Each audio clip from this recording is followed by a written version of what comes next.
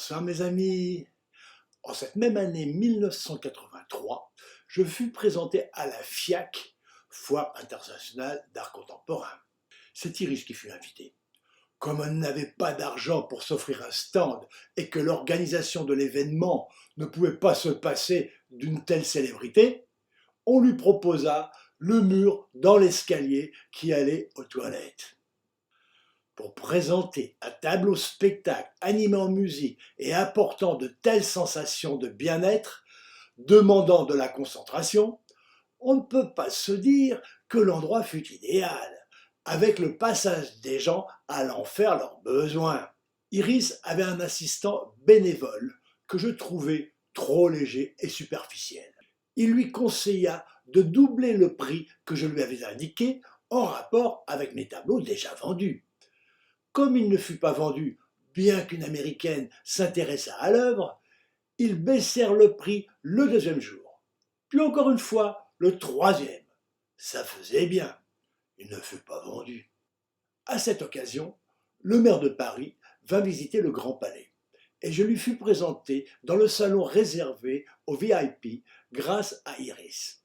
Je me souviens encore de la poignée de main large et chaude de M. Chirac qui me regarda dans les yeux de telle façon que je sentis vaciller mes convictions politiques qui n'étaient pas de son bord.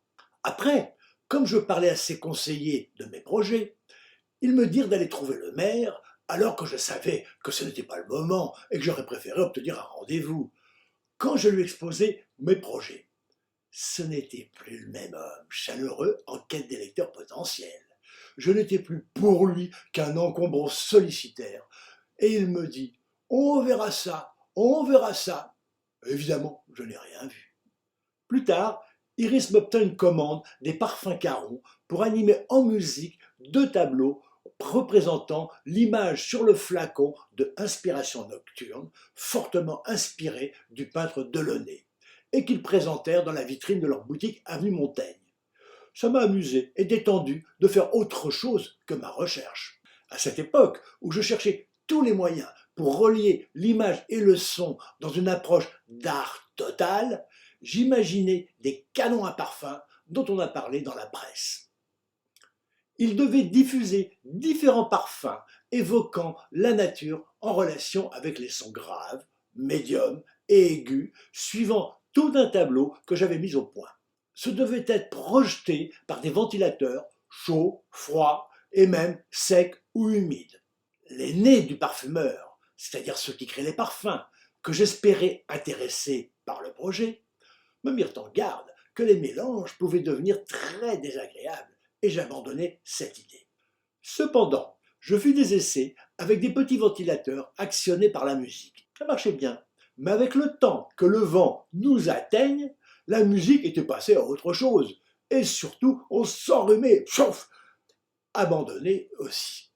Comme certains visiteurs m'avaient dit avoir ressenti des sensations sexuelles en regardant le spectacle du tableau, j'ai trouvé que ce serait amusant de voir ce que ça ferait si je diffusais un parfum aphrodisiaque. Un soir, je me suis rendu à Pigalle avec Founi et on a expliqué ce que je cherchais à une prostituée très sympathique. Elle nous a indiqué la boutique où elle se fournissait pour divers accessoires. Le jeune patron était très amusé d'apprendre pourquoi je cherchais ce genre de parfum. Mais il me dit qu'à son grand regret, ça n'existait pas, contrairement à ce que les gens croyaient. Une autre fois, on m'avait prêté une machine à fumer de spectacle et je l'avais placée sous le siège central de l'Extasium. Quand mon premier visiteur arriva, je ne le prévins pas. Et j'envoyais la sauce en forçant un peu trop. Heureusement, il n'était pas cardiaque. D'un seul coup, on se trouva dans un grand nuage sorti d'entre ses jambes où on ne voyait plus rien. Et quand la fumée commença à se dissiper, on vit apparaître le tableau animé par la musique. C'était féerique. Mais je n'ai pas renouvelé l'expérience à cause de la désagréable sensation que la glycérine utilisée pour faire la fumée laissait sur les lèvres.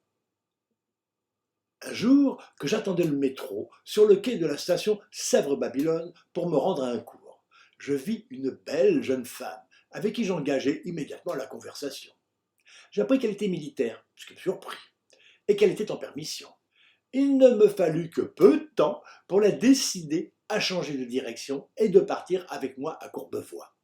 On passa les 3 jours de sa permission à faire des galipettes. Une autre fois, c'était une jeune femme habitante en Algérie dont le mari était resté là-bas, avec qui je passais aussi 3 jours couchés. Quand elle est repartie, je me sentais vidé, épuisé. Ces 2 anecdotes, parmi beaucoup d'autres, montrent que mon intérêt pour les jolies femmes passait avant mes études, ce qui explique, avec les charrettes en plus, que je me sois relâché et n'ai plus avancé aussi vite qu'au début. Comme je n'avais pas régulièrement du travail, j'ai cherché des petits jobs pour me garnir financièrement. Mais la plupart du temps, ça ne rapportait rien ou pas grand-chose. J'avais eu l'idée, un jour que j'étais à la campagne, de m'installer devant une maison pour la dessiner. Comme je m'y attendais, le propriétaire est sorti voir ce que je faisais. Il était tout content de m'acheter mon dessin. À partir de cet essai, j'ai convaincu Jean-Marie, un de mes colocataires, élève de mon atelier, de partir à Cadaqués pour dessiner et vendre nos dessins à l'occasion des vacances d'été. Sa copine venait d'acheter d'occasion une superbe voiture de sport Triumph TR2 jaune et elle accepta de nous la prêter. La voiture n'était pas très confortable, mais on se sentait les rois quand on prenait à pleine vitesse les routes sinueuses de la Costa Brava. Mais à l'arrivée, on dut déchanter.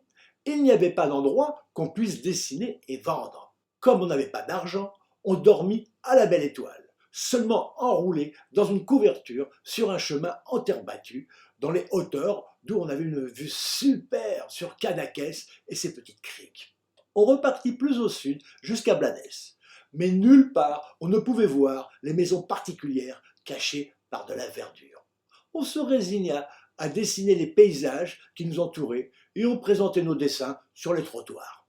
Comme la voiture était garée à côté, ça ne faisait pas pauvre étudiant et il y a eu peu de ventes. On dormait sur le sable des plages ou sur les chemins de terre battus, plus confortables, jusqu'à ce qu'on rencontre 2 beatniks qui nous invitèrent à dormir sur la paille du moulin abandonné qu'ils avaient trouvé. Après nous être amusés ensemble un moment, on décida de rentrer. Jean-Marie prit la route seul pour Courbevoie et moi je fis du stop pour me rendre sur le bassin d'Arcachon où je savais pouvoir trouver la sœur et le beau-frère de Catherine, l'associée et compagne de mon père.